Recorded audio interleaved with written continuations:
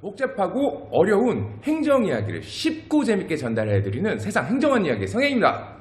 네, 이번 영상에서는 토지보상 사업구역 내에 임야에서 발생할 수 있는 한 가지 이슈에 대해서 설명을 드리고, 저희가 이 이슈 때문에 증액을 성공한 사례를 또 설명을 드리려고 합니다. 그래서 임야를 소유하고 계신 피수용자분이시라면 이 영상을 끝까지 시청해 주시기 바랍니다. 제가 토지보상 현장에 가보면 지목이 임야이지만 임야가 아닌 지목으로 사용하는 경우가 솔찬히 많습니다. 이 사업 시행자가 보상 준비 단계에서 기초조사를 해요. 그러면 공부상 지목하고 현장에 갔을 때 현황 지목을 조사를 해서 각각 기록을 합니다. 그래서 보통 이 보상금 상전 내역을 받아보시면 거기 이제 뭐 지번, 면적, 그리고 뭐 분할 됐냐 안 됐냐, 분할 전, 분할 후 뭐 이렇게 표시가 되어 있고, 옆에 공부상 지목하고 현황 지목이 표시가 되어 있어요. 그래서 이렇게 구분해서 조사를 합니다. 자, 그렇다면 공부상 지목이 임야이지만 실제 사용은 잡종지라던가 가수원이라던가 밭으로 사용하고 계세요. 그러면 이런 경우는 어떻게 보상평가가 될까요? 저희 채널을 오랫동안 구독해주신 분들께서는 아실 거예요. 이런 내용을 여러 번 다뤘기 때문에 원칙적으로 공부상 지목으로 평가를 하죠. 왜 그런지 관련 내용을 살펴보겠습니다. 자, 내가 임야를 소유하고 있습니다. 이 산의 형태나 지세가 낮은 언덕 정도예요. 농사를 지을 수 있을 것 같아서 자, 트랙터를 불러다가 밭을 갈궈요. 그래서 이제 개간을 해서 농지를 사용을 하는데, 이런 형질 변경은 일시적 이용 사항으로 불법 형질 변경을 보고 있습니다. 이런 불법 형질 변경 토지의 평가는 관련 법령으로 마련이 되어 있습니다. 한번 제가 살펴볼게요. 토지보상 시행규칙 24조에 보면은 불법 형질 변경된 토지의 평가라고 나와 있는데, 여기에 관련 내용은 이렇게 되어 있어요. 형질 변경 되기 전 상태로 상정해서 평가한다고 되어 있고요. 또 감정평가 규칙 실무 기준에 보면은 불법 형질 변경 토지는 그 토지의 형질 변경이 될 당시의 이용 사항을 기준으로 감정평가한다라고 되어 있어요. 이 두 가지 내용의 결론은 불법 형질 변경은 되기 전 상태, 그러니까 임야로 평가를 한다라는 내용이죠. 자, 그러면 산에서 농사 짓는 건 다 불법이냐? 그건 아닙니다. 일단 임야지만 내가 정상적으로 관할청에 신고와 허가를 받아서 토지를 개발을 해서 농지로 만들어요. 그리고 정상적인 행정 절차를 통해서 지목을 전이나 답으로 변경을 해요.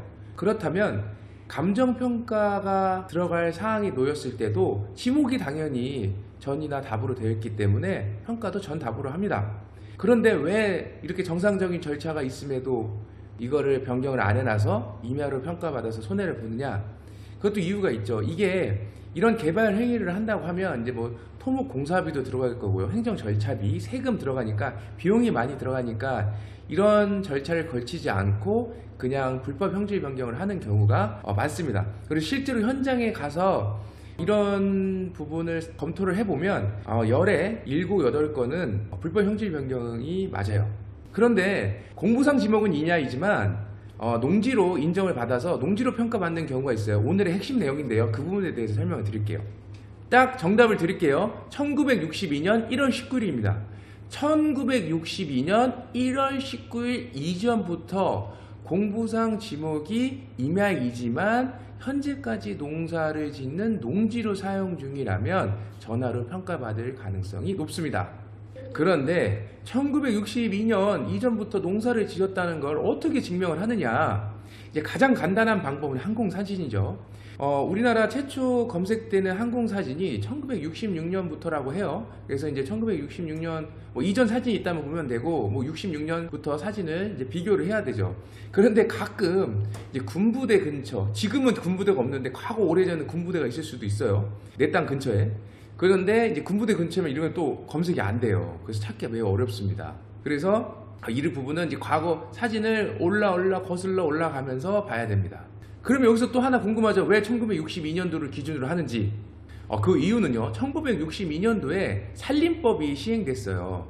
그래서 이 법이 시행되기 이전에는 개인이 소유한 임야, 그러니까 산을 개간해서 경작하거나 농지로 사용하는 거에 대해서는 허가나 신고 사항이 아니었어요. 그러니까 불법이 아니라는 거죠. 그래서 1962년 이전에 개간한 토지는 불법이 아니기 때문에 여태까지 농사를 지었다면 이건 농지로 평가를 해주는 겁니다. 그래서 추가적으로 좀 TMI 내용입니다. 만약에 이제 임야지만 농지를 인정을 받으셨어요. 그럼 얼마만큼 농지를 인정해 줄 거냐? 그래서 농지의 면적을 산출을 합니다. 그 산출 방식은 이렇습니다. 제가 수학 정석책에 나오는 내용으로 한번 설명을 들어보겠습니다. 한 필지에 임야가 있습니다. 이 임야를 A, B, C로 구분을 해서 설명을 드릴게요. A 부분입니다. A 부분은 1962년 이전부터 지금까지 농지로 쭉 사용한 토지고요.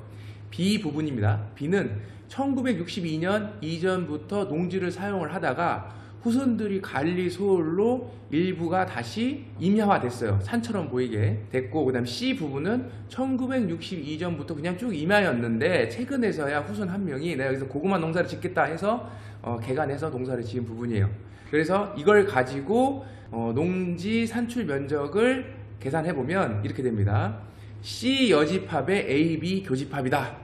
무슨 말인지 어렵죠? 정석은 지금 해도 어렵습니다. 자, 정석 맨 뒷장에 보면 풀이 과정이 있죠. 그 풀이 과정처럼 제가 쉽게 설명드릴게요. 먼저 C는요, 1962년 이전부터 임야였기 때문에 이건 아예 해당 사항이 없기 때문에 C는 여집합이에요. 그냥 빼버리면 되고요. 자, 이제 A하고 B가 문제인데, 이게 A는 1962년 전부터 농지였기 때문에 이건 농지로 인정을 받았어요. 근데 최근에 이 관리설로 다시 임야화 됐어요. 현장에 갔는데 농지가 아니에요. 그러면은 그 부분을 또 빼요. 그래서 이제 교집합 부분, 겹치는 부분만 농지로 면적을 산출을 합니다. 그러면 여기서 또 궁금하죠. 이 면적 산출을 누가 하냐? 중토위 하냐? 내가 하냐? 사업시행자가 하냐? 이 부분은 과거 항공사진과 현재 항공사진을 쫙 겹쳐서 과학적 기법으로 측량을 짝짝짝짝 해서 농지 부분을 계산해주는 업체가 있습니다. 이 업체에 의뢰를 하셔서 맡겨서 이제 면적을 산출하는 겁니다. 네, 이런 내용을 가지고 최근에 저희 사무소에서도 성공 사례가 있습니다. 이의 재결 때 인정을 받았는데요. 임야이지만 농지로 평가를 받았어요. 이 벌써 세 번째 성공 사례입니다. 자, 해당 사업은 고속철도 사업으로 토지는 한 평에 있고요. 의뢰인께서는 편입된 토지가 9필지였어요. 한 곳에 옹기종기 모여 있었고, 토지의 형질을 이렇게 살펴보면은 일부는 임야, 묘, 도로, 전 이렇게 혼잡했어요.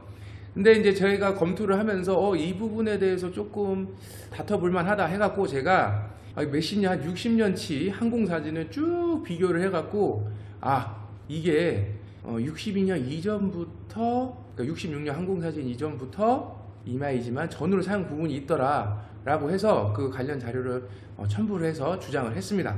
이 부분을 끈질기게 주장을 해서 이의 재결 때에 농지를 인정을 받았고, 토지 단가가 120% 증액이 되는 기염을 토해내는 결과를 만들어냈습니다.